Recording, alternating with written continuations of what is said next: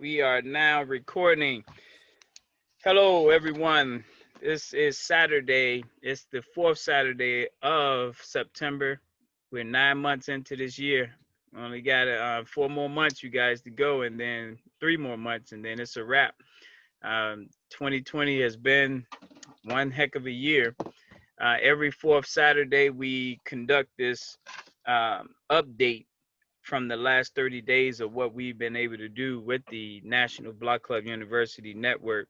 And so this next 2 hours are going to be really, really action packed. A lot of information coming at you.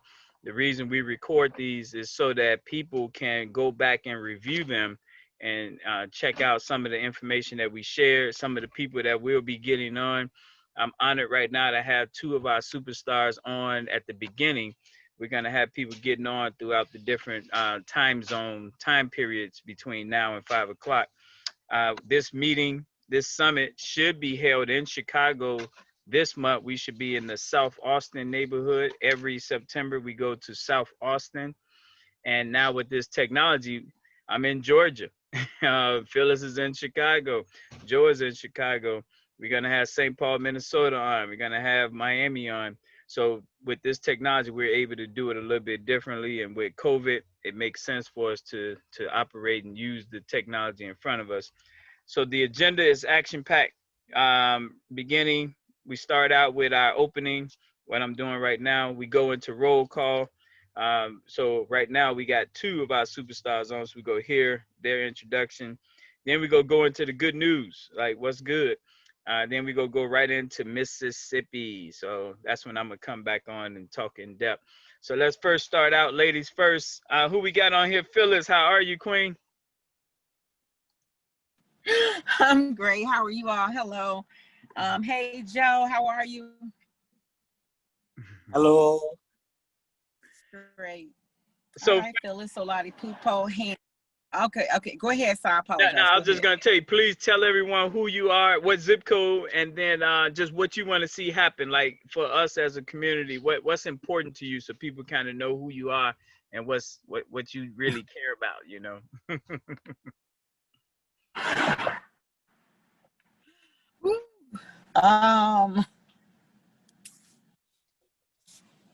Well, yeah, Phyllis Solati Pupo. I'm located in Chicago in the South Shore community. I have a business. Well, I have a business, and the name of the business is Hands of Love, Beauty and Wellness, LLC. And I'm working on several projects at this time concerning that business. But the main purpose and mission of the business is to really work on beautifying, people externally, but with an emphasis on holistic internal care. Because many of us, including myself, struggle with emotional and mental issues. And those types of concerns, many of us walk around beautified. We walk around looking great. We cut our hair. We take care of our skin and our nails. But many of us may neglect the our internal selves. And so I have incorporated that piece because I believe it's so important that we take care of the whole self. So that is what's important to me, that I really love people and love their whole selves. So it's important also for me to get people to know the importance of voting right now, why we need to vote. And yeah, we need to vote for Biden and Kamala because I really believe the other choice would really take us back. That person has voted in, I believe, almost 200 judges over his reign, and it's just something else is happening that we don't want to see happen. Especially us as Black people, as we're faced with so many different issues, our lives are on the line. So that's important to me as well. And not just voting for the presidential election, but every single election. That's important too, to understand the importance of us getting involved and staying engaged and being involved on the ground every single time. So that's important. And that's about it, because I can go on and on. Now, I Oh, appreciate and that get input. yourselves armed, you know, learn. Yeah, get yourselves armed. That's important to me too. Yeah. So, And you're a I'll mother, leave that right so there. as you speak, you're someone that has helped us Protection. repopulate Earth.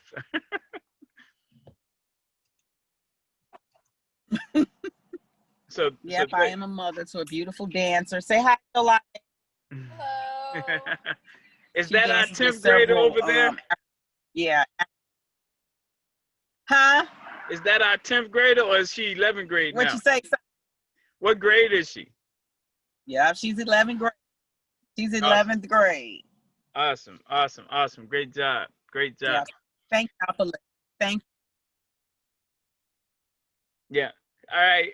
Thank you. So, Governor Joe, are you there? You mind doing your introduction, Governor Joe?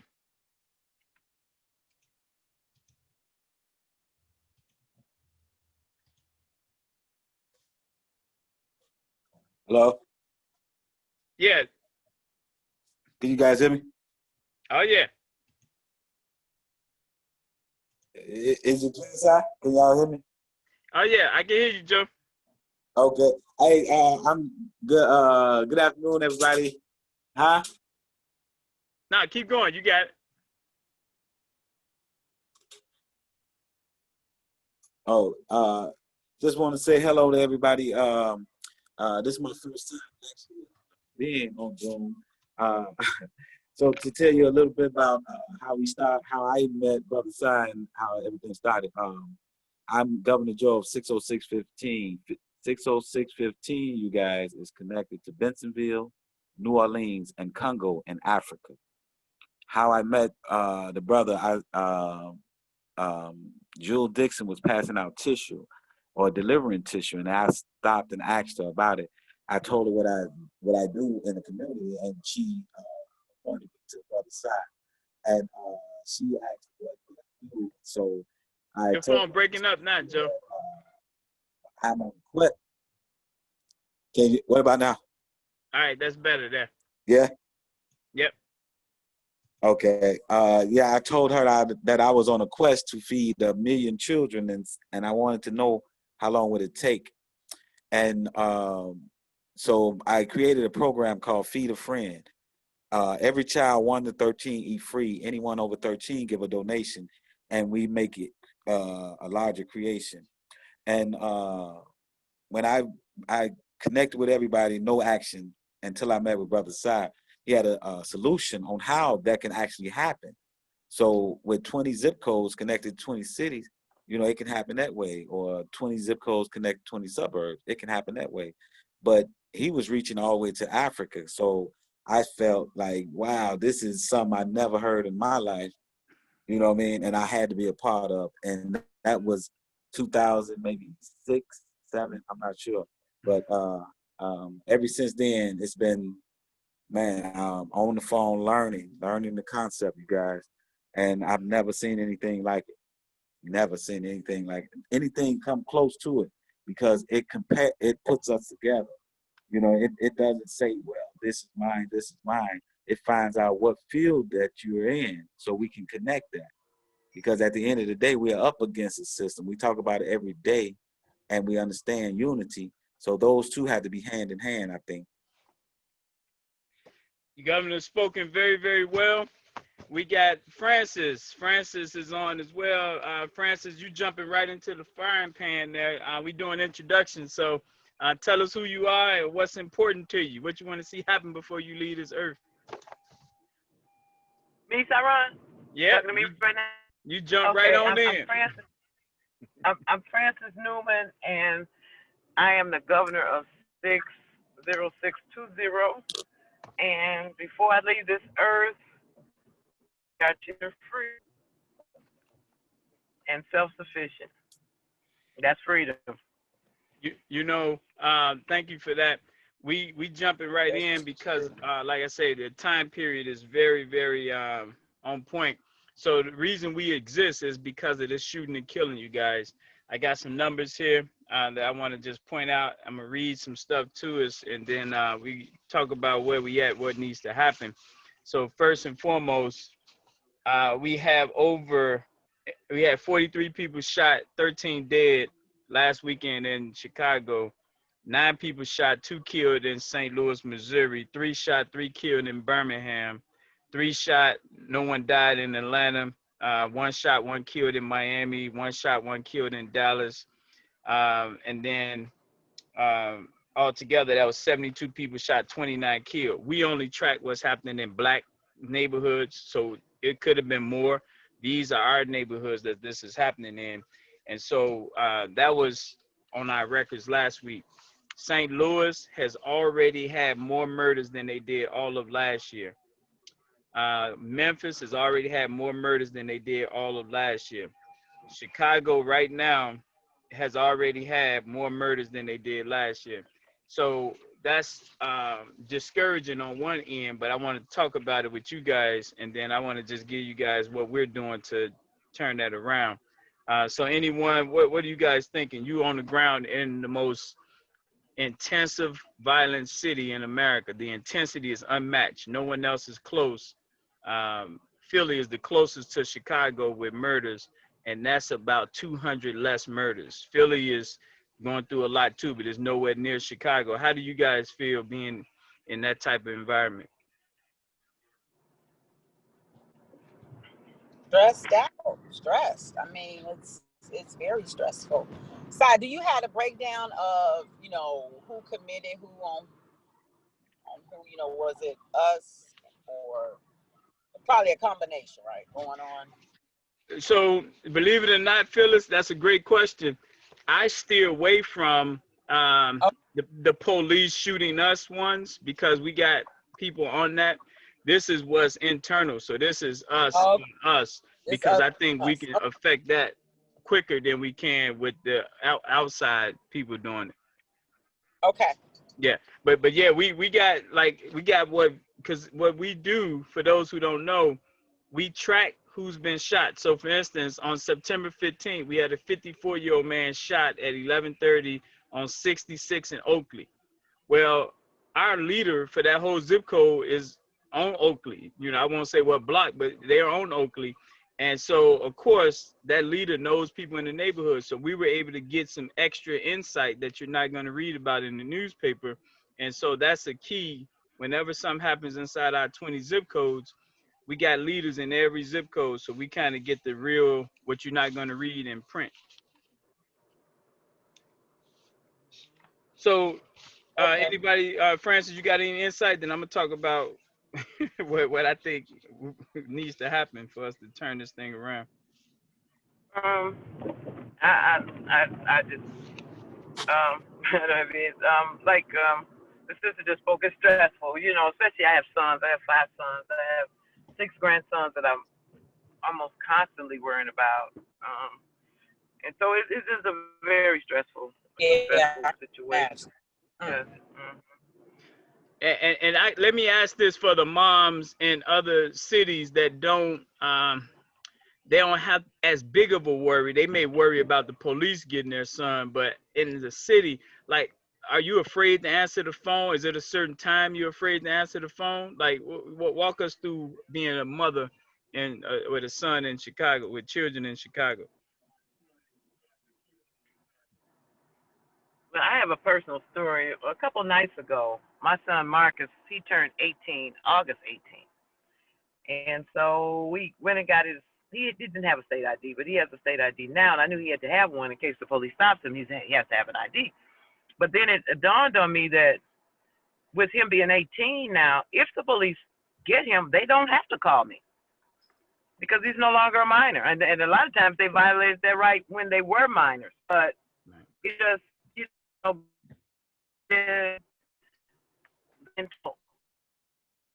it's just a constant. It's any day, any time of day. Because you're more worried if you get a call late, but it's that happen all day long. So it's not. Used to be a time as a mother, you get a call in the middle of the night, you're worried. Now you're all day long. Yeah. So it's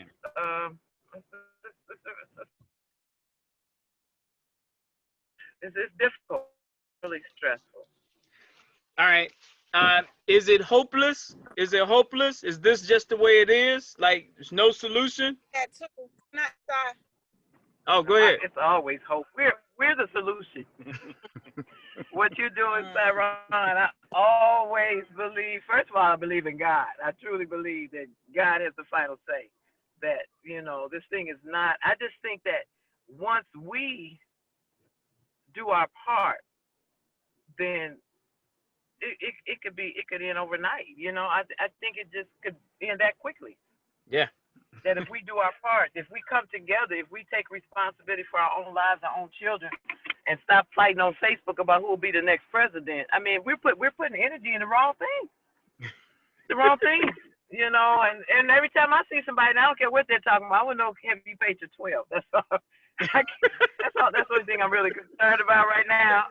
We're doing big things, but we can't do little things. And once we do those little things, it'll all come together.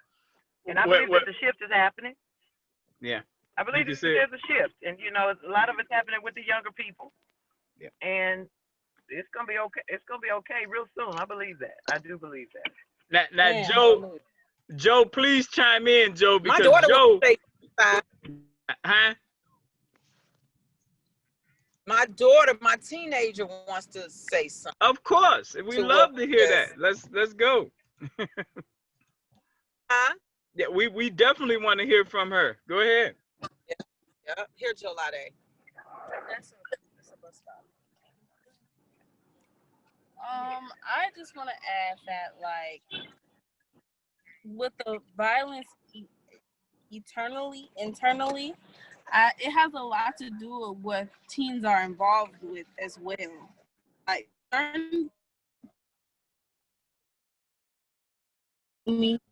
if they're involved in a lot of positive things and trying their hardest to avoid, because they know the city that we live in, like, and try to avoid all the gangs, not even just gangs, just unnecessary beef. You feel me? If they try to avoid that, it would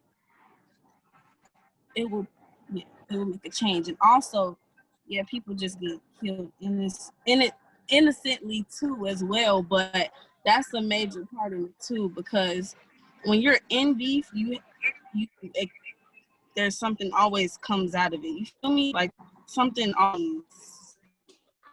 Yes, I see a lot of schools are trying to mentor this program, but like I feel like we need to make it more, relatable for teens to be able to participate in those type of things, because some teens will get lame and not cool. You feel me? So if we had like more mentors closer to this generation, like closer to the generation currently, like generation X, Z, whatever, if we had the generation like that grew up in the 90s and stuff mentoring us more, it could really affect, because they have a big influence on our generation. Well, I'm not gonna be offended with what you said, because I could be generation A, and I can still help out, little lady. I can still help, but I know what you're saying. You get what she said, more closely connected to their generation. I just know how my peers think. I know their attitude on certain things. So like, if they had a older brother that's positively influencing, because my generation is very influenced easily.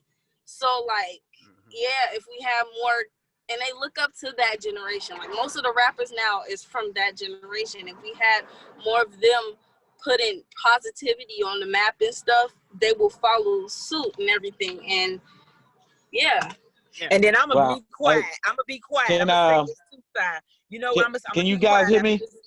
I'm gonna be quiet after this little point. A point that what Joel is saying, like I have she has a big sister that's 26 years old, and she with her, like they connect better than she and I do. We all connect, but she will go to her with more issues, you know, because she's closer to, I get what she's saying. So in age and in understanding with what's really happening on the ground, you know. So, all right. Thank y'all. Thank you. Well, could you guys hear me? Yeah, go ahead, Joe. Okay, to the young lady, thank you for that, young lady. I deal with, so I can tell you, I've been dealing with children for a long time. Right now, I'm dealing with, I have 6 boys personally. I deal with about, how many sides? 300 nephews, I think. Well, But you dealing anyway, with the and street side. You what dealing with, let's make sure you exactly? clear, with the people on the streets that other people call a certain thing. That's what you're dealing with. And go ahead, Joe. And I see what you're saying, but 2002 I created a program, and the main thing was to not let that program be. And it was an older guy on the other side of town with 2,000 adult men every night playing basketball. And now you see all that has ended. Once you take the sports out of certain things, that energy had to be challenged somewhere. It had, and those kids, all the kids you name, and they got to do something with that energy, so they fight instead of jumping on the rope or swinging a bat or whatever. So that's what they did, and that's what I wanted to do: bring sports. Every time I come to you on a Saturday, every third Saturday, I want to have sports with it. So I want to offer you NBCU, and I want to offer you sports every time I see you.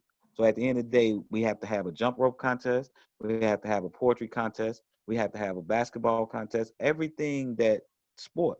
So now when you take this from this Saturday and take it back home, you're going to mention to your mom, you're going to mention to your teacher, you're going to mention some. And if you guys are the voice, be the voice. You want sports back, you want more security when you guys having sports, that have to be said. You guys are the voice now.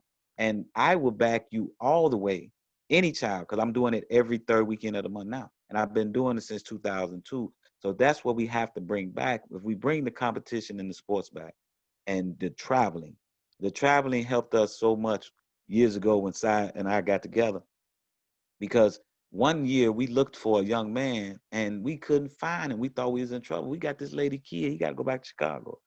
And we couldn't find the man. The man was sitting in a pool with his arms outstretched. And all he wanted, it was just a little more time. Y'all found me or whatever, but just give me a little more time here. We just wanted to know, was he safe? Because he's our responsibility. And he just wanted to not hear a fire truck, a police car, fight, shoot, guns. He just didn't want to hear that for a little while. And we just had to leave him in there and let him get his peace.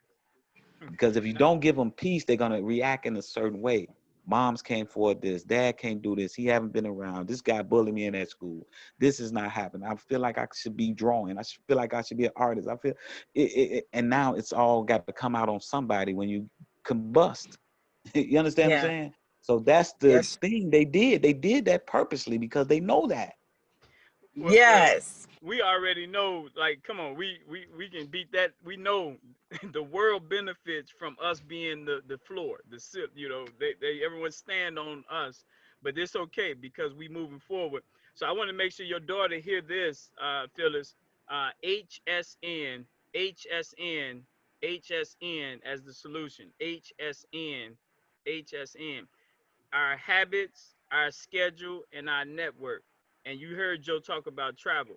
The habits fall into what Joe said, every Saturday youth day. As we get all people to make sure that every Saturday is all type of stuff happening for young people. Every Saturday. That's a habit. Every Wednesday, supporting Phyllis and all of our black business people. Now Phyllis got too much money because on Wednesdays they buying her out.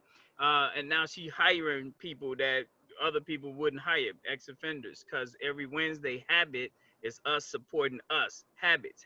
Just make it where you don't even think about it. It just happens every day. Every Friday, Seniors Day. Habit. We go and do something for the seniors. That brings them in and their networking money into the mix. So habits is important. Schedule. There's 86,400 seconds every day. How you use your seconds matter. What's on your schedule? If you ain't got nothing on your schedule, idle mind, devil's workshop. So when we talking about every third Saturday, you going to New York, Detroit, Dallas, Milwaukee, that's your schedule. You got to get ready for that. And so as we take up more young people time with something that they want to do, That's going to impact their schedule. They're going to have less time for the other stuff. And then the last one is network. Who's in your Rolodex? You probably don't know what Rolodex is, but who's in your phone? Who can you call? Some people, they can make one phone call and get the help they need. And so we need to make sure that we get everyone's network bulked up to where they got other people in their network. Some of our people don't have not one airplane pilot in our phone. You might say, why does that matter? The goal should be to have a broad network where you can tap into anyone.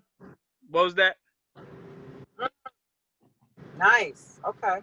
So HSN, Habit Schedule Network. That's what is gonna make it very hard for us to be so angry and out here shooting and killing. So hey, sorry, what was the sister name? Phyllis? Oh yeah, that's Superstar Phyllis. Sister Phyllis. I did a while ago. I did immediate gratification for young black men, right? And I found out that if I'm gonna take them away from whatever they may be doing to survive, I need to make sure it's worth it. And I need to make sure that if it's gonna be worth it, make sure this guy had to get to work at 6 o'clock. So at night, he can't play all day, do the games and pop the pills, whatever you may be doing. If it's worth it, you're gonna go to sleep. Make sure you're there at 6 o'clock, and you're gonna get paid. You're in the legal field. But if it's not worth it, they're not gonna move. And if it's not done like a 6 o'clock where he have to take himself away, because you're just teaching them discipline now. So at the end of the day, we know how to work with the youth, and we never stop working with the youth. But now that we have Zoom and all these new technologies, it's easier, it's faster, because with the 12th grade, pre-K to 12th grade university, when your child is involved with us, immediately we can get that money to you to cash out. So my little niece, she's 2 years old, she's in 2nd grade, and she was in 2nd grade. She got $40. You should have seen the smile on her face, and her mother got it right then. So it worked. So we have something for them, but we need our people to honestly, and then we need the youth to honestly connect too, because y'all have a voice. But Joe, Francis said it. All it's about is that 12, because at the end of the day, the money is a voice. You speak with your money. That voice is when we release the money. Now it's more money than we need to influence the behavior of our people. Exactly. All right. Yeah, me and Joe need to by link my up. wife there, Jamaica. Hey, Jamaica. Hey, how are you guys? We're okay. Hey, Joe. Hey. So we got Phyllis, Princess. Jamaica. Let me do the missing persons real quick, Mimi, and then we gonna bring you on. I want to go through that real quick, you guys. So for those who don't know, every Monday is safety day. Every Monday is safety day. So we want you to check your smoke alarm, type in your zip code, see who the sex offenders are. It updates every week. So you want to know who's the latest sex offenders who might have recently got out in your area. They show you their picture. You want to know that. Phyllis, you want to know that in your zip code. Francis, you want to know that in your zip code.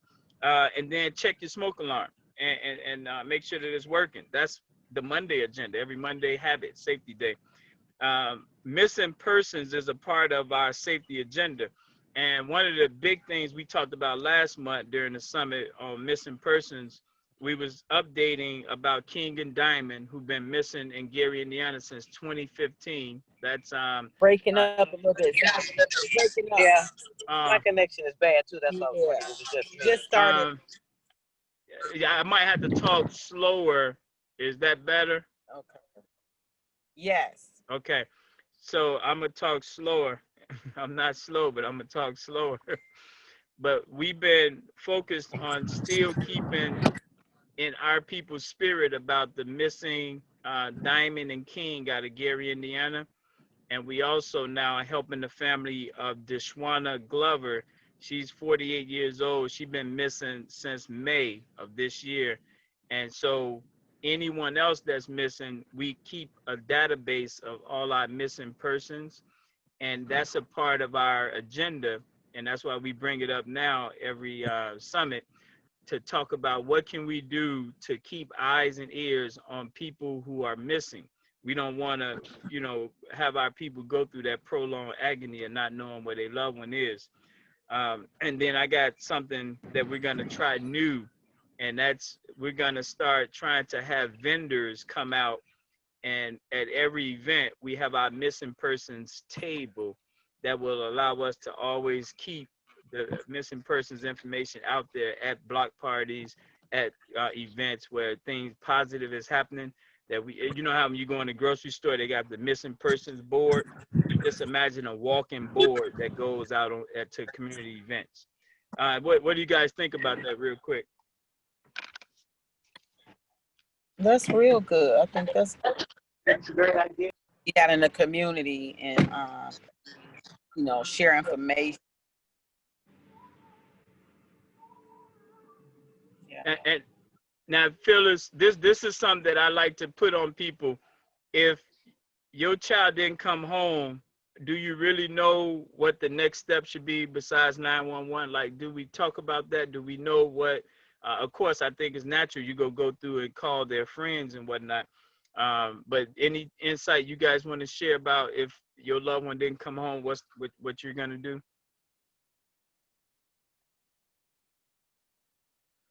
Yeah, reach out in the circle, like my daughter. Yeah. They do it online. I apologize. They online. Yeah, that's a good question, sir.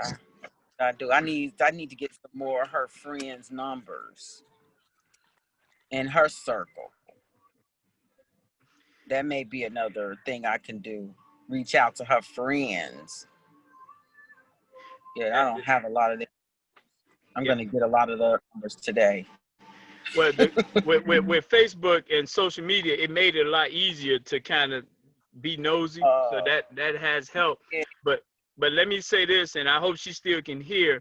Will we know on our block, will we know if there's a young girl being trafficked right now? Would you know, Phyllis, on your block, if there's some 19-year-old, 16-year-old that is being held against her will? I would not know that. Mm-hmm. What about you, Francis? That was just too funny. And that's pretty bad, side, because somebody just shared with me, this person, he's 40 now. He said that happened to him when he was 16. Oh, it's happening all the time. It's happening all the time. And the beauty of what we're building, we're making our neighbors get so close, knowing each other, that it's gonna make it harder to get away with stuff like that. When every block we know somebody, and we making sure that they talking to each other. That network is gonna close the loopholes at some point, with people being able to get away with that type of behavior, you know. Okay. Right. Okay.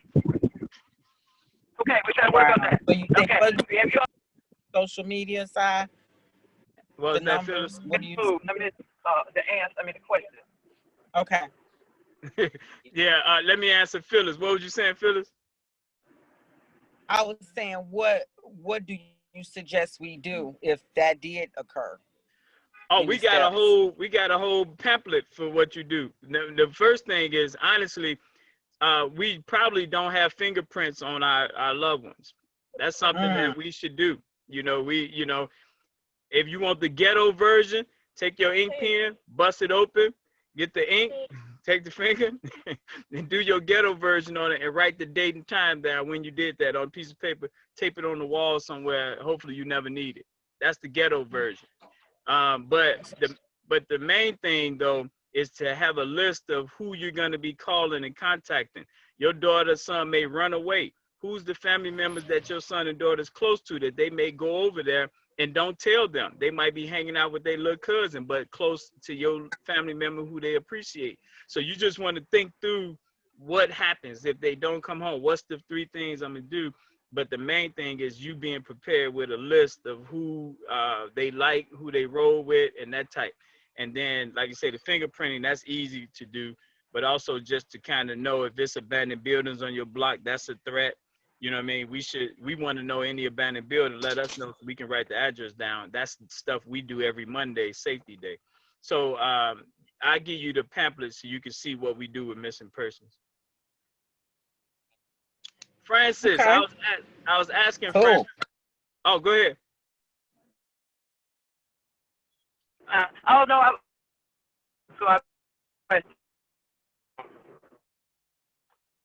Yeah, I was saying, what would you do if your loved one didn't come home? What's the first and second, third thing you're doing? We can learn from each other to hear what you would do might differ from what we think people should do. Right. Yeah, I had that situation one time with one of my daughters, and she wasn't missing like that, but I didn't know where she was, and I went to the girl's house who she was with, and her mother. We were both sitting there looking crazy, talking about we wouldn't even know the first thing to tell somebody. You know what I mean? So that's really something that we need to think about. You know, like you say, heaven forbid it happen, but if it does, we do need a plan of action to. Yeah. All right. To start the process of finding them. Yeah. Joe, did you have anything you want to share on that? Then we go roll into economic development, bringing in Phyllis and my wife. You know, I have two daughters, and they're now 21. So we really don't rest at all, as far as when we're not looking them dead in the eye. So at the end of the day, I personally started my daughters to texting their last address, you know, before they get back to the house or whatever. So if I have the last address, and you know, that's one place I should start looking first, and maybe someone seen her from there, you know. So long as they text you at least the last address, I don't want to know your business. You grown.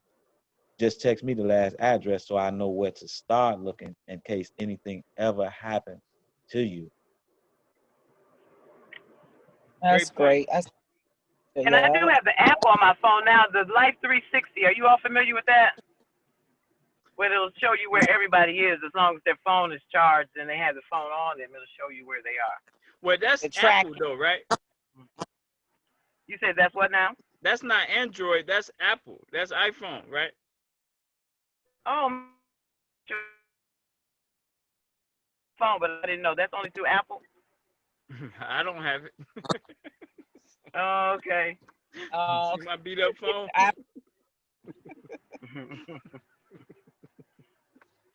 Maybe, I don't know. All right. Well, we got. But I like Joe's idea though. That's a great idea. Yeah. Yeah. Excellent. The last address, so we know where to start. Excellent. All right. So we moving on, you guys. Right now, economic development. Every Wednesday habit is spending money with our own, just like Chinatown, Greek Town, and Little Italy. So right now we got Tina's Legacy that is doing some big stuff, making and preparing the groundwork for us creating furniture stores all over the U.S. and women empowerment, women owning these stores all over the country. Let me bring in my wife, no other than Jamaica. Go ahead, Jamaica. Who are you? What you doing? Hey, I'm Jamaica. We're actually in Georgia right now, 30120. Right now, what I'm doing, I'm reupholstering the chair. As we speak? As we speak. I don't know if y'all can see it. Work, walk and chew gum at the same time. I know that's right. I know. So that's what I'm doing at this very, very moment. Bring some flair to my workshop.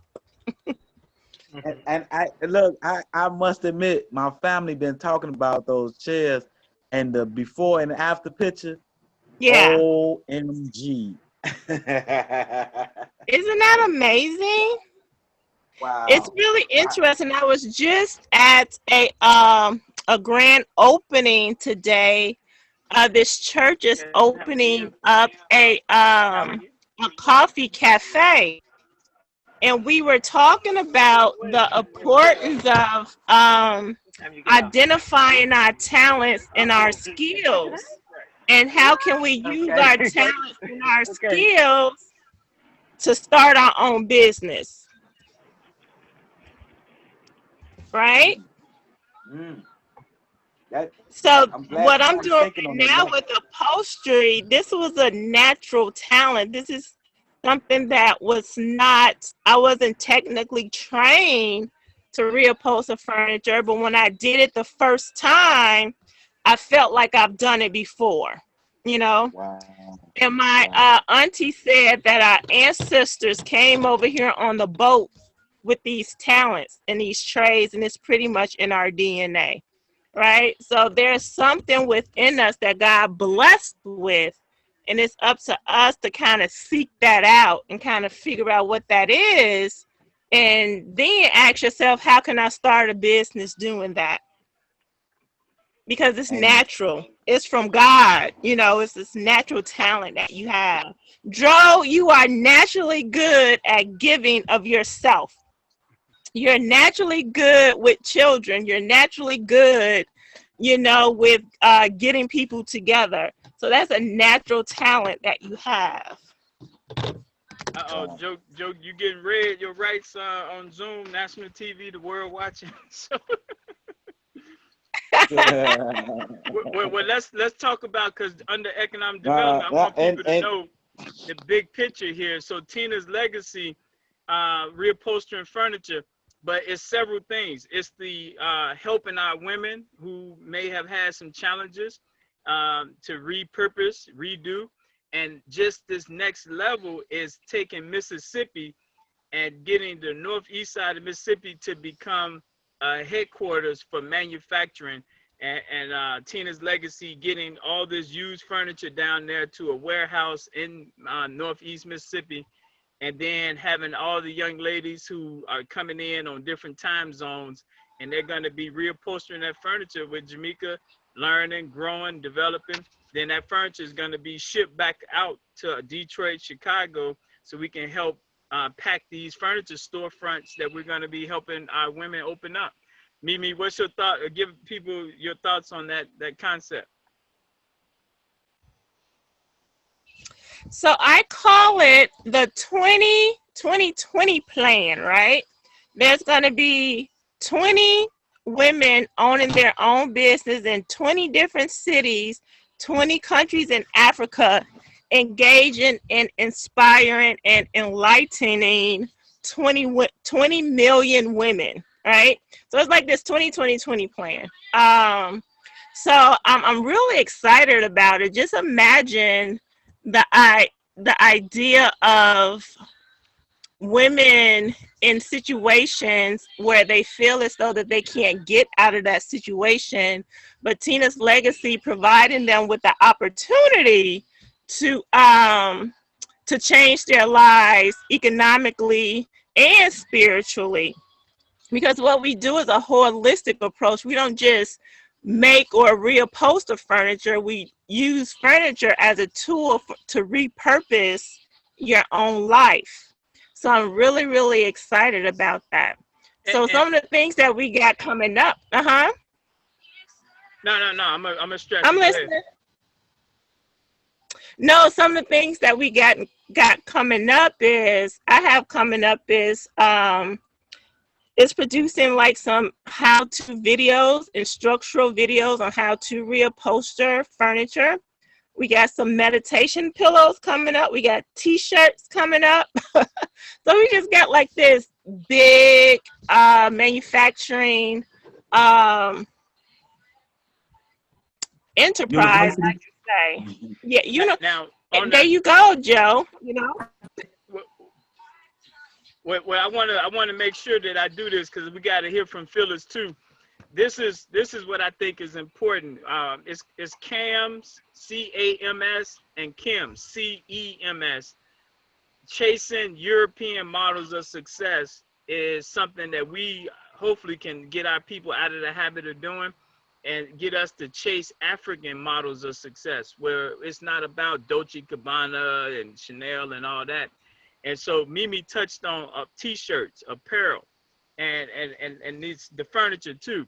So what we want to help people do is to say every year, can I set aside a clothing budget?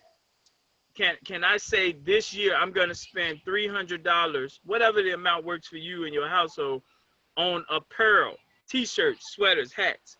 And this is apparel from Cam's, us, what we design, what we're selling, and make it purposeful. I believe if Black people shift our apparel away from the European model of glorifying that, and we go into Mimi's t-shirts, that's going to be women powerful upliftment. Joe t-shirts, that's going to be about, the youth and whatnot. Phyllis shirts, that's going to be about, hey, you got your, hey, hands of love got you today. If we make a commitment, we spend $2.5 billion on apparel. So just imagine some of that coming, and we be purposeful about it. What do you guys think about that? Down with that. Who will be making that, Jamaica? No. I'm saying we got to leave room for anyone. That should be, your daughter may want to make shirts. So we don't get into game banging over t-shirts. We buying everybody's shirts, so I'm buying your shirts. It's in my budget. I made it my budget for this year, $300, $200 of shirts. I'm buying 3 of Mimi's shirts. I'm buying 2 of your daughter's shirts. I'm buying. So I guess it's just this idea of redirecting our money, redirecting our finances. So today, when it comes to Economic Day, on Wednesday, is a great opportunity for the household to discuss their budget. And within that budget should be, what'd you say, Cam's, Cyron, or Buy Black budget. You know what I'm saying? In that budget, we got the household, we got the rent, we got, car, food, or whatever. It should be a Buy Black budget. And in that Buy Black budget, every month we got $100. So every Wednesday, 4 times out of the month, we gonna buy black, right? So it's kind of setting ourselves up mentally and reconditioning ourselves to really start supporting ourselves. And I think that we need to put more energy into, and I think that's really cool, putting a Buy Black budget into our households. And how does that look? Like today I bought black 3 times. Oh my goodness. Yeah. I need to go back to my budget because I think I spent a little bit more than I was supposed to spend on the black business. But the point is, like Cyron said, with the daily living habits, on Wednesdays is Economic Days. And that's the day that designated just to focus on how we spending our money and where's our money going, right? Excellent. So we got, so Phyllis, and this is the key.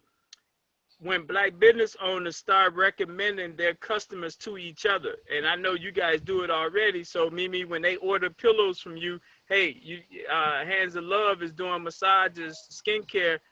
You go through her, you get to name her as one of your 4. You got me, now you get her, you got 2 more to go, and then you good for the month. Go ahead, Phyllis. What is it that you do? Oh, go ahead, Mimi. And 2, Hands of Love can partner with Tina's Legacy, and we can produce your Hands of Love pillows so you can sell Hands of Love pillows to people in your community. No doubt. Let's partner. Yeah, I see the relationship. And right after you've had your full body relaxation and your facial, your whole body is relaxed, and now you go home with your pillow. Yeah. You go home and lie on this pillow that was made. And mind you could put lavender, you could put peppermint, you could put different herbs in the pillow. So while you're laying down, you have those herbs going all in your little system. Look how you looking, Phillips. I love it. You added some product to the pillow. And so when you submerge your head on the pillow, it just somehow not secretes out, but you know, you smell it. It's infused. It's infused, somehow. Yes. Let's do it. Let's do it. All right. I So told my Phyllis, daughter, let me tell you, Jamaica, what I told my daughter. I said, I'm going to send you down there to Georgia to learn how to sew. I'm going to send you right to her. yeah. Yeah. Awesome. That's the key. That travel is key. So, you know, hey, we welcome her all day. Now, Phyllis, tell us what your business is and how people connect with you. Okay, y'all, I'm gonna do this. I'm driving too, but look, I got this, y'all. I got this. So, right. So the name of my business is Hands of Love, Beauty and Wellness, y'all. And so it's about beautifying that external us, what do? I'm a licensed esthetician, everything skin. If you want a facial treatment, I clean out your skin, and remove dirt and toxins, all kind of things from your skin so that your skin can breathe again. And because it can be blocked, your pores can be blocked. I also do that for the entire body. I do full body relaxation therapy. I did 2 treatments today. I'm doing another one tonight. I love that. It's very cleansing. It also is very soothing and comforting for the entire self of a person, it's very holistic. I also incorporate a lot of chakra work, essential oils to it, because yes, I do beautify the external self, but I have incorporated a holistic approach that works on the internal person. Many of us are walking around beautified. Yeah, we got on lashes. Yeah, we looking good. Our hair and nails is done. But many of us are emotionally and mentally, like myself, sometimes we struggle, especially dealing with everything that we're dealing with being Black in this country. So what I do is I just incorporate external and internal health to my services. And Joe, like you said, it's not just for adults. These are treatments that many of us need and we deserve. They're also for young people. I just worked on my daughter this morning before she exercised. She's with Montu Dance Company and they did a recording. And she got up and she said, "Oh, I'm so rejuvenated, Mama. Thank you. I feel alive, And so it's for everybody. These treatments are for everybody, of course, with parental consent.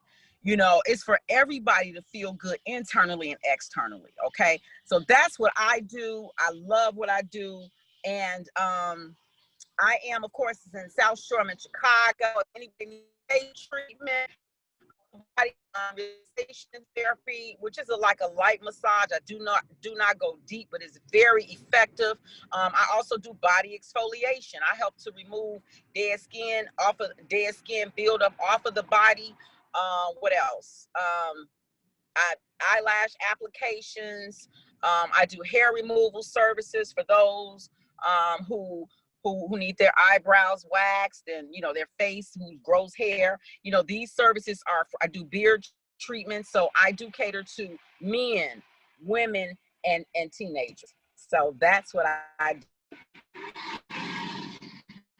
If you need me, if you want me, I'm 773-552-7646. Again, my Facebook and Instagram, I'm Hands of Love Beauty and Wellness. Hands of Love Beauty and Wellness. And I'm on Facebook and Instagram as that. That's my handle. And my number again is 773-552-7646. So Joe, I heard you talk about the teenagers. Yes. Like we discussed earlier about almost an hour ago. Yeah, a lot of, not just us, it's affecting all of us. Our teenagers are stressed, are experiencing anxiety, Francis, like you were saying about, we're constantly calling our children, like me, like my daughter, she's involved in a lot of activities. She's getting ready now to go to a skateboard park downtown. She just finished dancing. So, I don't know how that plays with boys. you know, what they're going through, you know, but she does have a lot of social life. And I'm not constantly on the phone. I get some space and room, but I will be calling her in about an hour or two. You know, hey, Yeah. how you looking? How you looking? You know. Now, So, Phyllis, part of what we want to do, Phyllis, and that's where the young people come in at. yeah. And it's so much support Black business owners need, administrative, social media. So if we get them young people together and they get paid to do marketing for our business owners and tapping into people and getting them to come over and spend money, helping them to name their four, that's going to have a social side for the youngsters, but they also make money, and it helps our business owners too. So, all right, let me switch gears, you guys, because we got to talk about construction real quick. You're a homeowner, Phyllis. When it's time to get a paint job or roof done, your toilet clogged up, do you have a list of home repair specialists, people that you can call?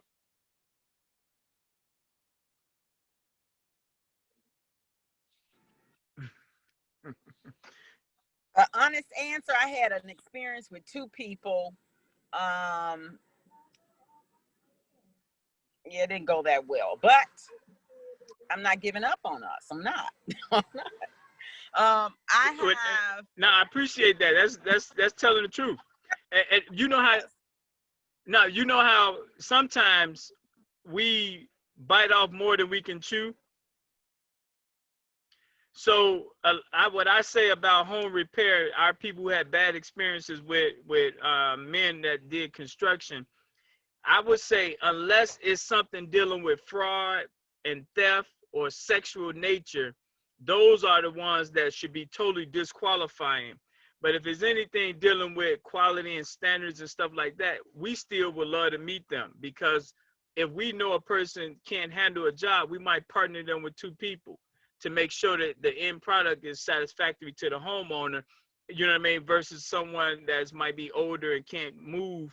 We might partner them even though they didn't want to. We just know our customer. So I would love for the bad experiences you had, unless it's one of them negative things, like I said, sexual, theft, things like that, we still want to know them. So I would love for you to let me know who those people are so we can get them in the list and get them layers of support, you know, hopefully. Yeah, because they may, you know, they probably can, you know, if they're willing to be, you know, listen and be corrected, right? Because we all make mistakes. We all make mistakes. You know, none of us are perfect. We try to give 100%, but some people don't know. Okay, I didn't give 100%. If they're willing to listen, then maybe they can change and grow. You know, that's only if they're willing to listen and try. Yeah. You know, yeah, they can't change them. We could put them, you know, we could use them because everybody, you know, they may not know where they've fallen short. Yeah. Well, feedback is important, and especially with Team 5 with construction, we want to make sure our homeowners know that whoever you have now, let's recommend them so we can get them in the database, and we'll talk to them about some of their struggles and some of the things that they may want to do, that we can link them with layers of support, because I think that's what the other community, Latino community, got that strong. And so we got to work on that. So we need every homeowner to recommend who they use for their toilet, they sink, they roof, they, you know, they HVAC.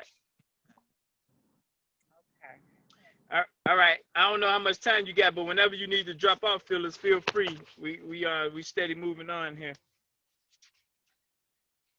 All right. So I want to go and show you guys this before we get too far. This is the young people who have won money with us. And the purpose of this for you guys to see. Can you see that, Phyllis, or is it too small? It's still downloading, maybe because I'm under the bridge. I don't know.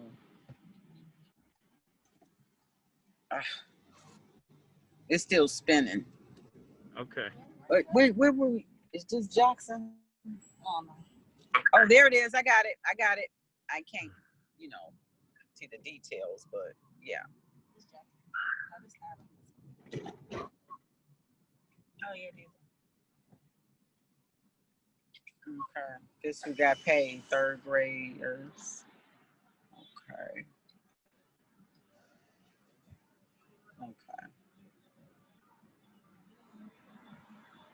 What they entered a contest, right, Si? A couple of things. Yeah, so and for everyone to know, we have kindergartners through 12th grade university, kindergarten university, first grade university, third grade university. And the purpose of this kindergarten through 12th grade university is so that we can concentrate and focus on each and every grade. And what we do so that the young people know we're not just talking, we put money on them because money talks. And so we give them little competitions just so that they can compete and win. We want them to compete and win. We want to see faces like that right there. And as we continue to do this, the beauty is it's going to go on their resume. They get to say they won third grade spelling bee competition in Chicago. Then they competed third grade spelling bee competition in our region against Gary, Chicago, and Atlanta. Then I did third grade competition nationally and won across the whole 20 cities. So we want to make it fun for every grade so that they can compete and win. Let me see if I got our 10th grader here for your daughter to see one of those winners. No, I didn't print that one. Okay. So we don't have that one. But the bottom line for everyone, I'm going to go through real quick what each grade, where the money is coming from, because we want to increase that. We want to see more people, give money so that it's more money to have in the awards. So real quick, and I think I might be able to pull this up. Let me shut this one down. All kindergartners, they get support from daycares, painters, and veterinarians. So if you're a painter, if you're a veterinarian, or you run a daycare, we want you to put money so that the kindergartners can compete and win. If you are a liquor store or a seamstress, y'all see my wife back there sewing, we want you to put money on first graders.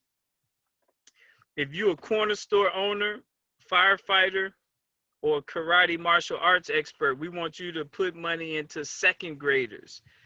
If you own a restaurant, you're a U.S. Marine, veteran, or active duty, you're a carpenter, you're a beauty supply store, we want you to put money on third graders. If you're if you are a detective, police, brick mason, or beauty salon, beautician, we linked you with fourth graders to put money on them. We got the wintertime coming in the Midwest and in the East. So if you are a landscaper, police, detective, it's just making sure that they got winter coats. It's making sure that they got winter boots. So it's basically making sure that our children needs are met because we link them with all these professions. If you're a photographer, a scientist, or a nurse, we got you with fifth graders. If you are Army vet, if you're a secretary, a nail salon, or a computer IT person, we got you with sixth graders. So if we see a sixth grader out there with no boots on and flip-flops in the wintertime, we going to our Army vets and saying, what's up? What's up? We asked y'all to cover the sixth grade. We got a sixth grade out here with no winter boots. Can y'all come together and do this? That's the philosophy there. All Air Force veterans, mechanics, engineers, roofers, and journalists, they got the seventh graders covered. All barbers, all judges, lawyers, and travel agencies, they covering our eighth graders. All accountants, chefs, cleaners, Navy, landlords, and welders, they covering our freshmen, our ninth graders. All our caterers, our sales store owners, Coast Guard, dentists, doctors, electricians, librarians, and politicians, they got our 10th graders covered. Oop, I butchered that. I knew your daughter was in the car, Phyllis. I butchered that. Let me back up. 10th graders are covered by the caterers, the dentists, doctors, DJs, HVAC personnel, and sales store owners. That's who covering our 10th graders. All apparel stores or people that design t-shirts and fashion, all book authors, electricians, librarians, and politicians, we asked them to put money on our 11th graders. And then the last ones are the lounge owners, the marketers, massage therapists, skincare personnel, plumbers, and salespersons put money on those seniors, 12th graders. That's a lot. What do you think about that, Phyllis? I think I need to put some money on some 12th graders. I got to do a lot of facials. I'm trying. I'm working it. I'm working it. Well, Phyllis, look at this. This the beauty, right? So the conversation with our 12th grade parents is Phyllis is over here doing business. Phyllis she cares about helping. But if we can't name 4 black businesses we support each month and we ain't supporting Phyllis, how Phyllis go support the 12th graders? So it's one of them scenarios where it causes us to have this spindle, this cycle of us supporting them, they supporting us. Now we a village. We rolling like that. And that's how we want to do it with every grade, every profession, getting us to know that our money gonna keep on going around to helping our community out. All right. Any thoughts on that before we move on to the next subject? That's good. Yeah, I know, right? It's like Nike. We just do it. And for those people who are out of town, who's not in Chicago, what I want to say to you guys, we have the same list, the same database for your city as well. So we got a list of nurses in the other Memphis and Detroit. The same thing we're talking about here is the same for every city. So if you move to another city, it's the same thing, Phyllis. It's the 12th graders in that city you moved to. So it's universal is the point. All right. So now we're in the position to talk about the government, and this is I'm about to share this first. The farmers in Zimbabwe and South Africa, the white farmers, have begun getting compensated for the black governments taking back the land.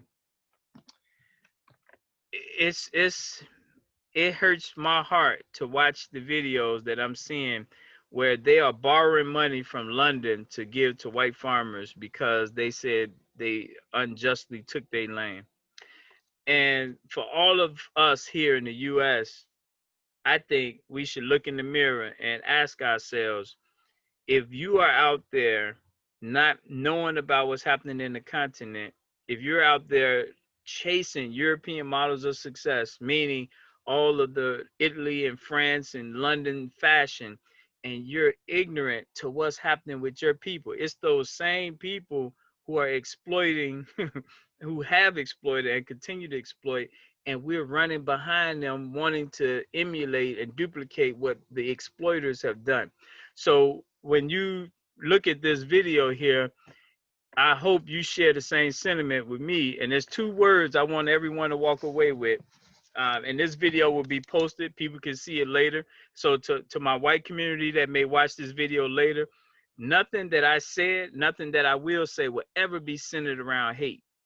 Let me say it again. Nothing I've said or will say will be centered around hate. What we're talking about is how you love and respect human beings. And for anyone to go into another human being's territory, take it over, and then ask to be compensated, it says a whole lot about your humanity as a human being. It says something. If I break in your house and because you weren't there, and then you come home and I say, well, I've been here, you wasn't here, it doesn't matter. This is my house. You had no right to be here. And that's what we're dealing with. So, you know, people that try to convolute the issue, it really boils down to how did you get there? And how do you claim rights now? It's really that simple at the end of the day. Phyllis, before I go to the video, any thoughts on that? Did you know about that already?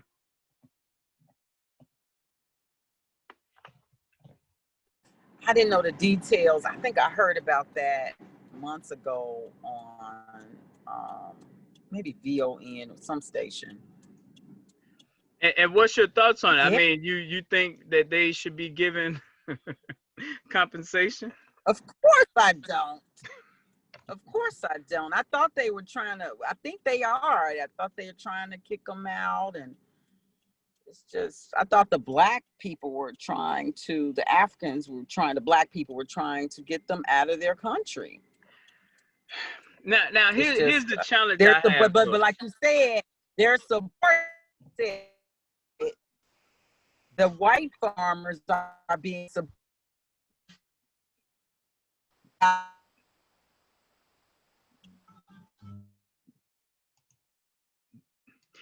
That's you hit it There's on the that head. economic piece again. There's that economic piece again.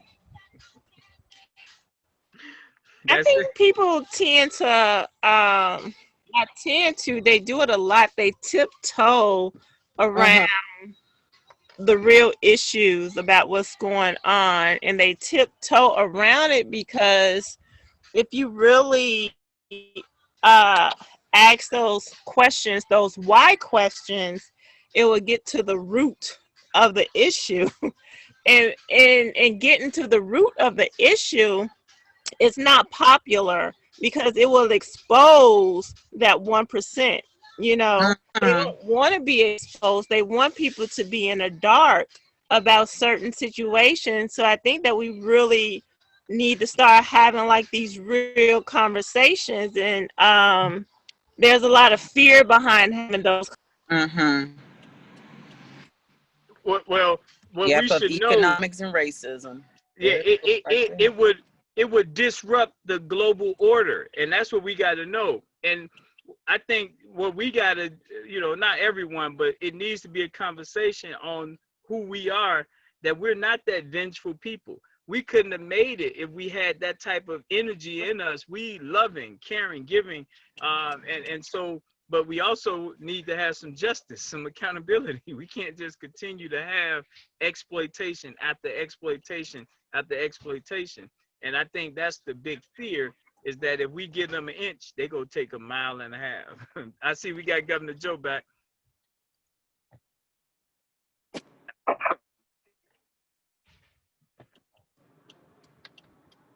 Oh boy. Okay.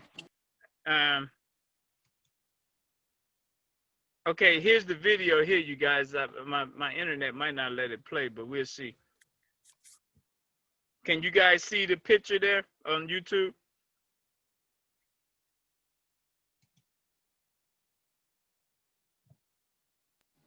Yeah.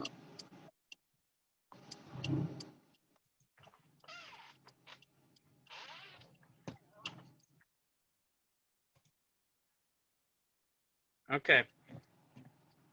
It's not working, so I'm gonna give you these two words. These two words that now it's gonna start playing when I cut it off. I'm gonna give you these two words that I think was an eye opener for me, and it should be an eye opener for you as well. It's Afraform, AFRIFORUM.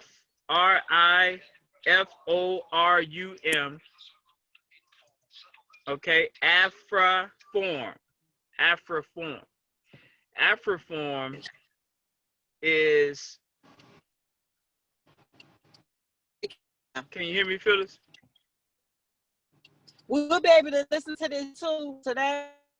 Yeah, I'm gonna post it on my wall so anyone can look at it. I thought I'd be able to play it through here, but my internet is so slow. But Afraform, they're a group that, Afraform, they're focused on showing the whole world that white farmers are being killed in Africa. Their whole mission is to show the world what's happening. Huh? Are you saying Afro? I'm sorry, because it kind of, when you first spelt it, it kind of was, was the service. I couldn't hear it. Spell it again. Are you saying Afro? Yeah, Afra. AFRI form. Okay. FORUM. So Google them, do a little research on them. Here's the problem so the problem I see with them is I don't hear any type of trepidation. I don't hear any apology for how they got there. That's what I don't hear.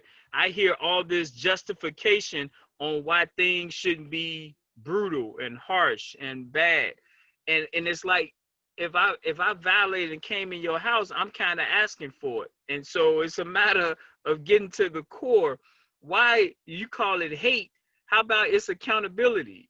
You know, and I'm not justifying killing anyone, but people have been killed for their land. And so it's one of the things that blacks in the US got to get woke on and conscious with, because we can say Black Lives Matter here, but look at what's happening there. Mm-hmm.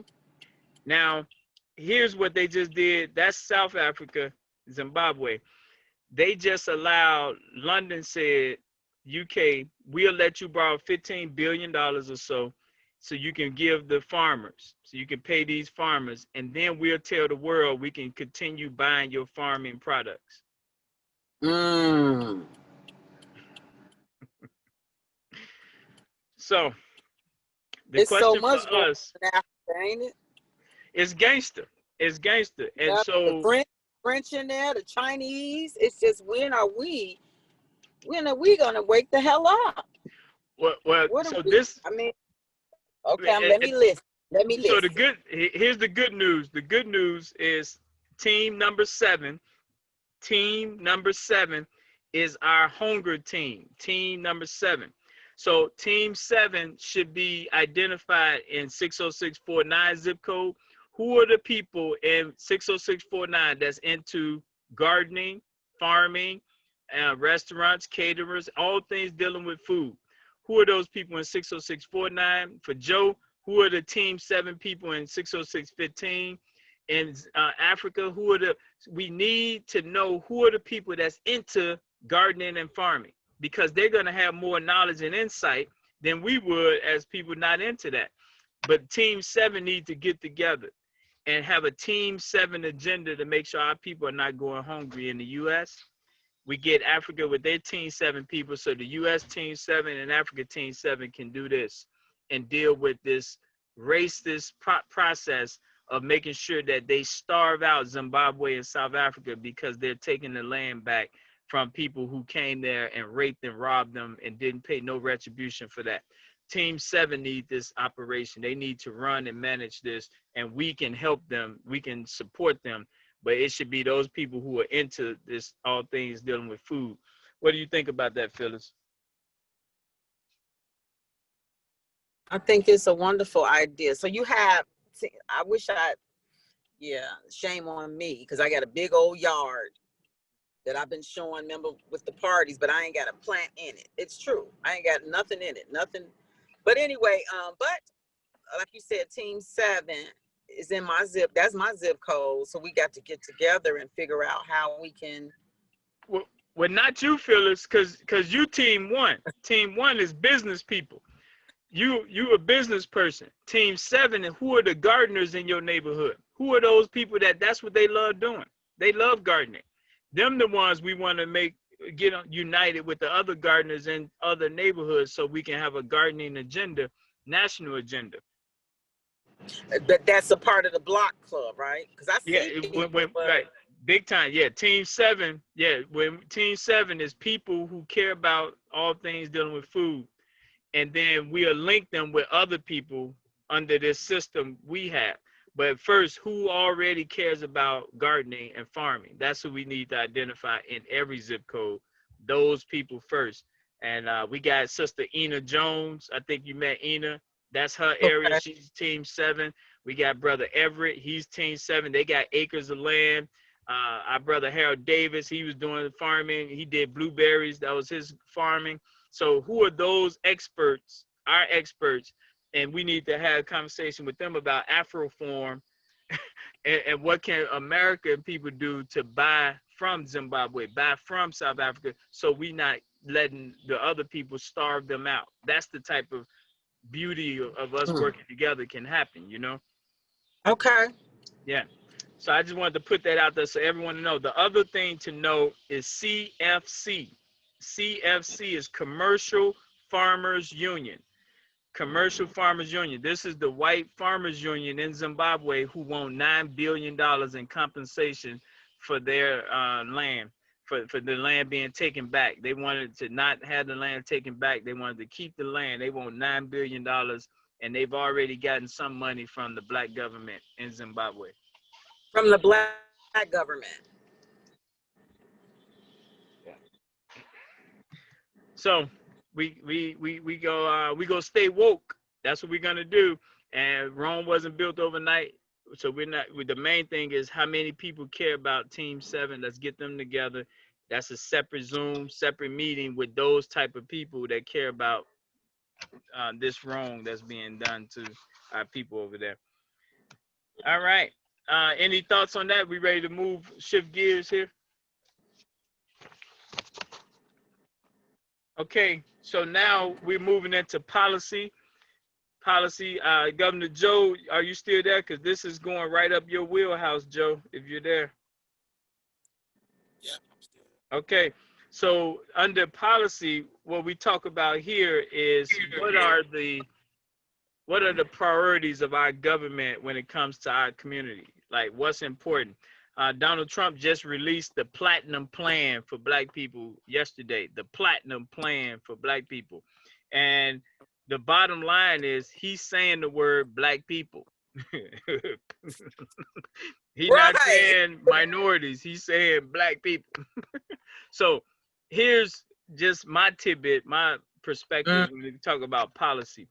I think just like my wife and me differ on whether the toilet seat should be up or down. We differ. She think it's right that the toilet seat is down. I think it's right that the toilet seat is up. Who's right, me or her? It depends on perspective. It depends on how you look at it. So what I'm saying is we as Black people need to have an agenda that it doesn't matter who's in power. What do we do if it's up? What do we do if it's down? What do we do if Trump win? What do we do if Biden win? What is the Black agenda? Either way, doesn't matter, because in that household, one is going to be winning and one ain't going to win. So for us, in my view, it's all about team one. It's all about team one. We are $1 trillion people in the U.S. All right. When we take that $1 trillion, despite whether you Democrat or Republican, and we circulate that trillion with us, not to mention how many tons of other ethnic groups love spending time with us, working with us, our fashion, our sports, our music. They love us in those regards. It's money to be capitalized off of that love for us. But it starts with us first. And that's why I think no matter what happens policy-wise, this is just Black agreement. We just need Black agreement to do this with our money. And then we can be pragmatic about other things. So policy, what I wanted to talk about is our Chicago aldermen first. Our Chicago aldermen. Phyllis, do you feel the aldermen have your best interest, that they fighting for your community? He has. You say yes? Yeah. Well, let me shoot some fire in there. So here's what I would say. And if I am I ain't heard from him in a while, so he helped me knock this abandoned building down. Me and him worked together on that project. That was good 2 years ago. I with him last year. Haven't seen him or heard from him in a while. So here's what I think, Phyllis, about any elected official. Any elected official. You tax me for paying bills, paying water bill, phone bill, property taxes, cell phone, 911. You tax me. That means you're taking my money and you're using my money for government, to run the government. So that means even if I don't vote, you still don't exist without my money. So I have a say-so because you're taking from me for you to exist. No government exists without taking your money. They got to take your money to operate. With that being said, it don't matter if I voted for you or not. You're still drawing a salary that's coming from my money. My money is paying your salary even if I didn't vote for you. So no alderman should be having favorites in their ward because a person voted for them or put a campaign sign up for them. It don't matter. I'm still getting my money taken from me to support you, even if I don't like you and didn't want you to be elected. So if you're a politician, get over the pettiness of who voted for me, who's against me. You're drawing a salary. You're going to retire and get a pension from me. You do what we need done because you're taking money from me.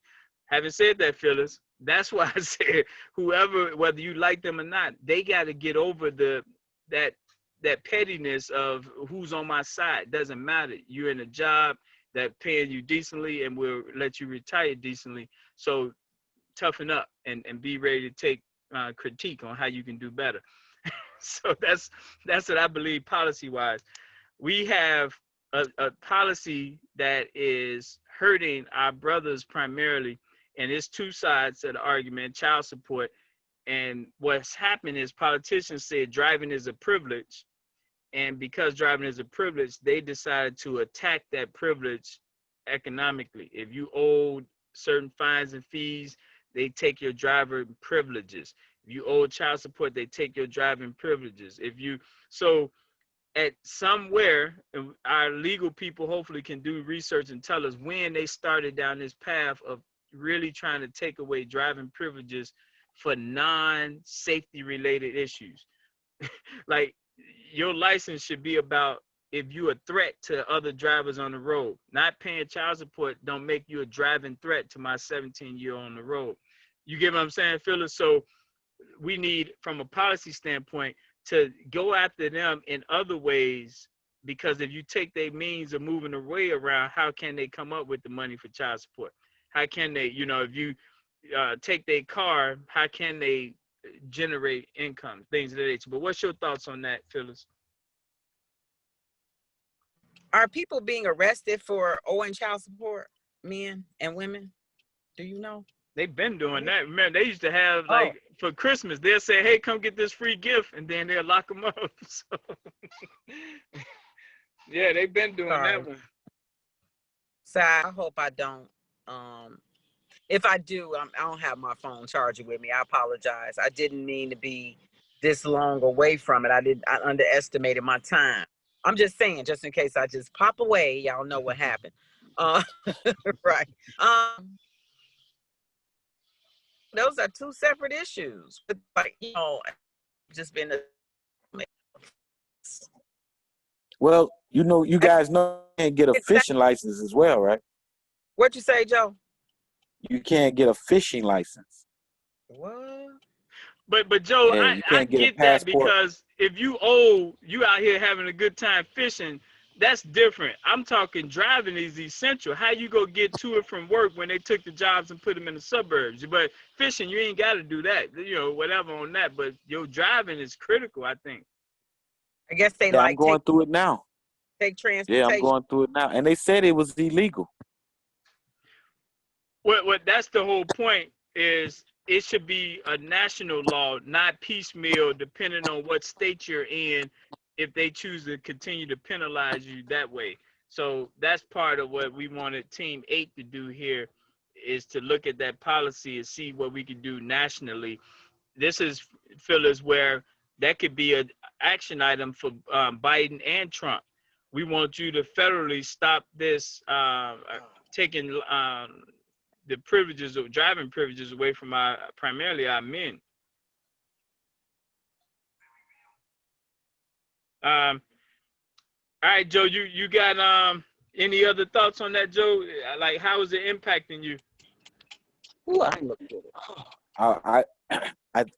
think it would take, like, the family, honestly, to what I'm saying, to answer that. But me personally, not being able to go and pick my daughter up, or like certain little small things, running to the grocery store that's far away, because of certain things that the local store don't have, so it's a major problem, being able to get a job that may be far away with a good pay, delivering food, Uber Eats or anything. It takes everything away, and for the little money they constantly asking for, you get it down, and some mysterious bill pops up again where you owe $5 again. So it's never out of the $5,000 range. It's always popping up where it's 5, then it's 15, then it's 35.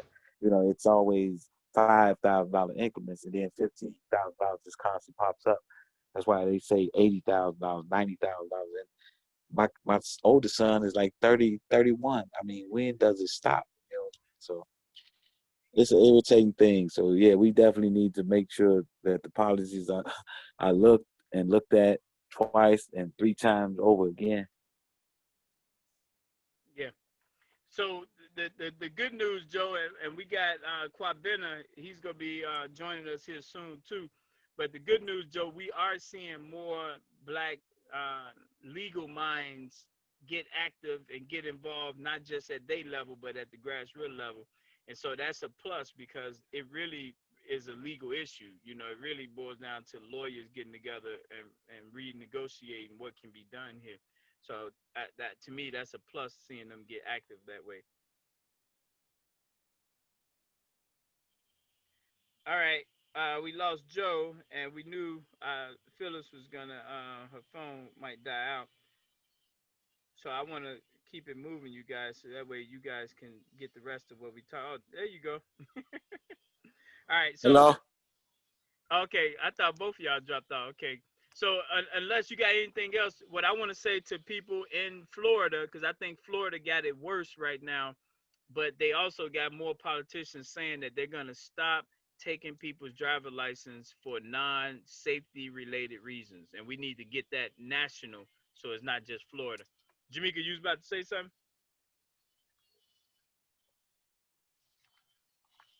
You're Well, I was muted right about to now. text you. We can barely hear you. Um, okay, can you hear me now? Can you hear me now? It just sounded a little muffled. Yeah, just sounded a little muffled. I Okay, just nah, want to make thanks. sure that people can hear you. All right, so what I just said, you guys, was right now Florida probably has it worse when we talk about these laws taking your license for anything non-driving related, and they have what I'm seeing the most politicians on that case because what the benefit of that is, hopefully, is going to lead us to getting all 50 states to adopt something like that. That's going to stop them from taking away the privileges for non-safety related reasons. That's why your license should be taken, because you're a danger to the road, not because of a financial commitment that you have with another segment of the government. So I got Kwabena here. I'm asking him, can he get on now? Because I want to talk about this other policy we want to have. Let's see. Joe, you still there?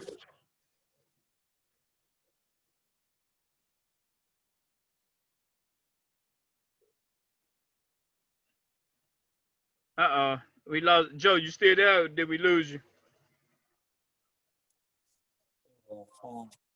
Hello. Did y'all hear me? Oh, okay, good.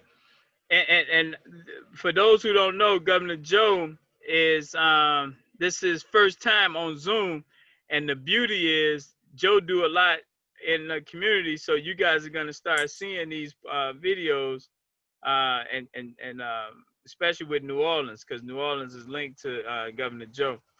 So let me bring in Kwabena here, and we're going to talk the next 5 minutes. We're going to be talking about this music industry and the impact the music industry is having on us. Then we're going to talk about voter registration. The census is happening right now. And then we go close out with Gary conventions. And then that's going to conclude this month's summit. And hopefully as COVID break down, we can get back to doing the summits in person. All right. Any input, Joe? So I can barely hear you there.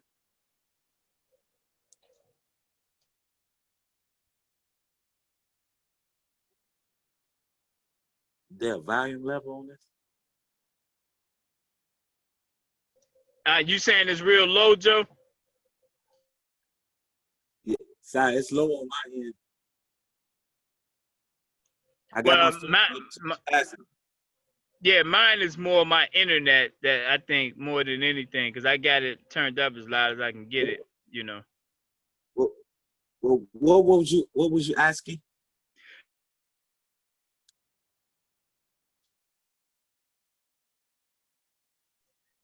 Yeah, before we switch gears and talk about the music industry, I wanted to get any final thoughts or ideas on this taking license stuff? Well, I mean, at the end of the day, they have records of, you know, maybe reports, records, and everything for fathers and the way they act, maybe the way they take care of their business. So at some point, it should be difference or separation between, you know, certain things. And if you got to take your the anything, why take the license so your money can stop coming in so we can get you off our back? So that's just my last thought.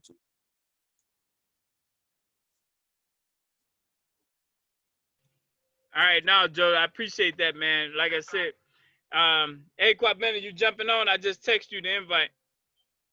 Yeah, I think I'm getting on right now. Excellent. All right, we bringing on Quabena, you guys, so we can talk about this music. And for those who don't know, a lot of what our young people are dealing with is economic based, but part of it is expression too, where they want to express how they feel, what's happening to them. And there's nothing wrong with that, but we want to make sure that our people got more than just one talent, one skill, so they can grow and be more than just an entertainer. And I think certain groups have exploited that. We got billionaire families who their children didn't have nothing to do since their parents was billionaires, that they said, well, I'm gonna go since I'm young, I'm gonna start a record distribution company, and they don't have no talent in the world in the industry, but they got the money, and now they get to exploit our people because they got the money. That's what our people are after, but our people got the talent and the skills, and it's just a perfect way of them continuing the exploitation in our community of our people. And so part of what I want to see happen, I want to see us get our team 8 together, lawyers, and look at a conspiracy type lawsuit, conspiracy type, uh, um, maybe collective challenge to them, because I do think that they've collaborated on how to make money off of our young stars and very expressive people. What you think, Joe?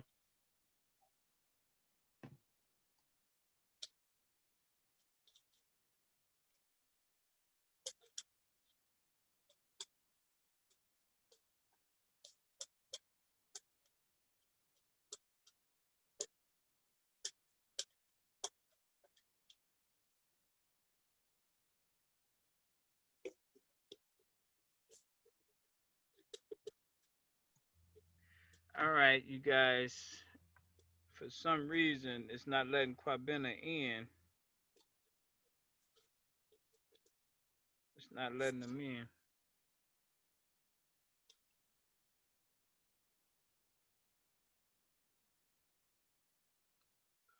Uh, Let me just text him. Sorry, you guys. We're trying to get our brother on. Oh, that's the wrong meeting. That's why. That's the wrong meeting. That's why it says that. Sorry, you guys. Sorry about this.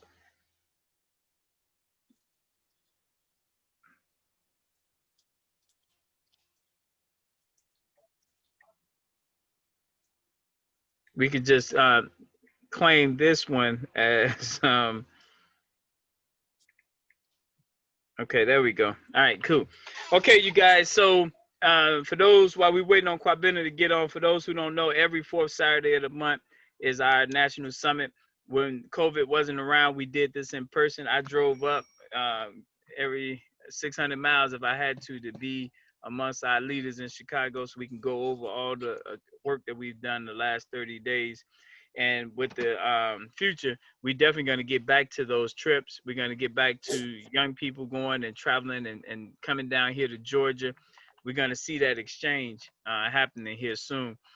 The other thing I'm going to do while we're waiting on Quabena, we have these conventions. And so conventions for this this month, if we weren't in COVID, our conventions would have been our firefighters.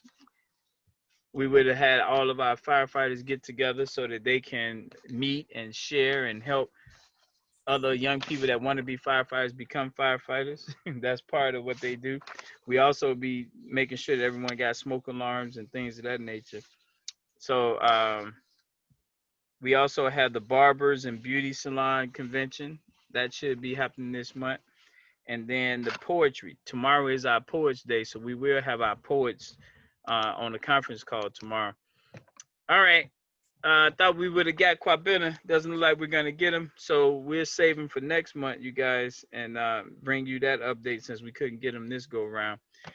Joe, any closing remarks, man? We're gonna wrap this thing up and thank everybody. I'm gonna close it out with a video I want them to look at. Anything else, Joe? No.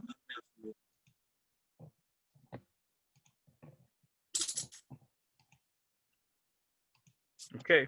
Here's the video that I want you guys to look at and know this is what we're working on changing right here. Somebody's father or mother, somebody's son or daughter whose life was brutally cut short. And yet these 2,000 crosses represent white farmers and their families murdered since 1994. If you planted a cross for every South African, black or white, who's been murdered just last year, the crosses would stretch beyond the horizon. Nearly 20,000. We can't see the screen. Have no memorial. You can't see the screen? No. Not far from the Engelbrecht farm, I'm glad you said so. is the so-called informal settlement of Deep Sloot. All right, give me 1 second. It's still spinning. Dire poverty and soaring unemployment. This settlement has grown up so much because it wouldn't be wise to venture in here without a guide. Local journalist Golden Tinker is mine. Sabat, whose family of 8 lives in a one-room shack. She's been waiting for a government house for 11 years. And most of that time, she's been unemployed. I've done nursing 2-year courses, but I still. We can hear it. We just can't see it. Yeah, it's spinning right now, so this internet is really horrible. Where would you like to live if you could choose? I would like to choose to live somewhere else because this place, I have small kids and I don't think it's a good environment for my kids to grow. We don't even have water, and more especially about sanitation, something that's hard to keep the kids clean and healthy. Yes, even to play on a clean environment. In fact, lack of sanitation is the least of Deep Sloot's problems, Golden tells me. It's plagued by crime, violence, and mob justice. The brutality that's a feature of many farm attacks is commonplace here. Yeah, last year November, Hey, there Kwabena. was about 4 suspects who were apprehended by the community. They accused them of rape. Yeah, it's here. This pile of nah, it's ashes. froze on my end too. Okay, there you go. It just freed up. See if you can get on now. All of them, they were murdered here, were killed by the residents, stoned by sharp objects, the tires around the neck, poured petrol. Is it letting you on? So they died here. They were killed alive. Yeah, yeah. When they brought them here, they were alive. Yeah, they killed them here. Yeah. Let me try that. Hold on. It's not just in the settlements and the All right. countryside that crime is rising. In South Africa's great cities, Johannesburg. Okay, Mimi, can you guys hear me? I can hear you. Okay, Kwabena, say something so we can see if we can hear you. Can y'all hear me also? Mimi and whoever else, can y'all hear me? Mimi, can you hear Kwabena? I can hear Kwabena. Okay. Yes. All right. So Kwabena, you got the floor. This is our brother. We was trying to get him on with us. He been active for a long time dealing with this music, you guys. So we're about to hear from one of the superstars helping us clear the airways. Dealing with that, and we filed it against 2 radio stations